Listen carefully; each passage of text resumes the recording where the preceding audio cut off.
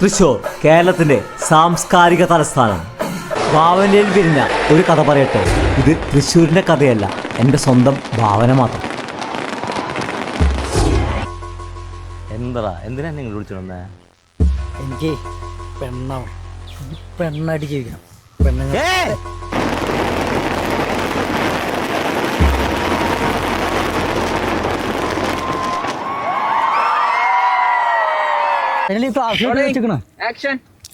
Hi friends, ഞാനിപ്പോൾ നിൽക്കണതേ ഒരു കുഞ്ഞാലിപ്പാറ എന്ന് പറഞ്ഞ നമ്മുടെ തൃശ്ശൂരത്തെ ഒരു ആർക്കും അധികം അറിയപ്പെടാത്തൊരു സ്ഥലത്താണ് നിൽക്കുന്നത്. തൃശ്ശൂരിനെ കുറിച്ചിട്ട് ഒരു തൃശ്ശൂർ പൂരം എന്ന് പറഞ്ഞ ഒരു ഷോർട്ട് ഫിലിം അടുത്ത വർഷം ഞാൻ ചെയ്യാൻ പോവാണ്. കഴിഞ്ഞ വർഷം ഒരുപാട് ഷോർട്ട് ഫിലിമുകൾ നമ്മൾ ചെയ്ത് മുക്കാഭാഗമാക്കി നിർത്തിയിട്ടുണ്ട്. അതൊക്കെ ഞാൻ മാറ്റി കളയാണ് ഈ വർഷം 31-ാം തീയതി. കാരണം അത്രയ്ക്കധികം എന്താ പറയുക, സ്നേഹങ്ങളും ചതികളും കൂടെ കിട്ടിയിട്ടുണ്ട്. അപ്പോൾ പിന്നെ അതൊന്നും വേണ്ടെന്ന് വെച്ചു.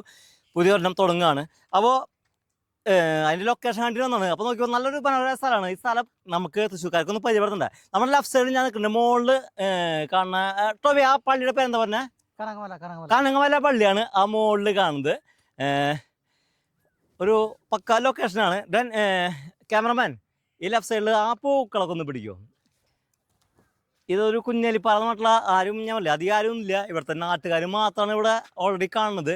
പിന്നെ അറ്റത്തൊരു പള്ളി കാണാണ്ട്. ആ പള്ളി അതൊന്നും എനിക്കറിയില്ല. അത് 3 മുറ പള്ളിയാണെന്ന് തോന്നുന്നു. കാരണം വരുമ്പോൾ വലിയൊരു പള്ളി കണ്ടു. ചിലപ്പോൾ അതായിരിക്കും തോന്നുന്നു. ഇത് പക്ഷേ ലൊക്കേഷൻ ഒരു രക്ഷ കേട്ടോ, സൂപ്പറായിട്ടുണ്ട്. അപ്പോൾ ഞങ്ങളുടെ പരിപാടി തുടങ്ങാണ്. ഫ്രണ്ട്സ്, ഇങ്ങനെ സ്ഥലമുണ്ട്.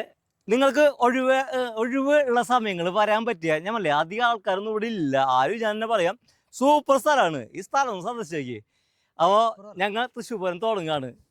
ഞാൻ തൃശ്ശൂർക്കാരനായ രാജേഷ് നെടുവേലി. അമ്മാന്ന് വിളിക്കുക, അമ്മിഞ്ഞനെ പിടിക്കുക. തൃശ്ശൂർക്കാരൻ മാനം കളയാൻ വേണ്ടി നീയൊന്നും വേണ്ടവിടെ.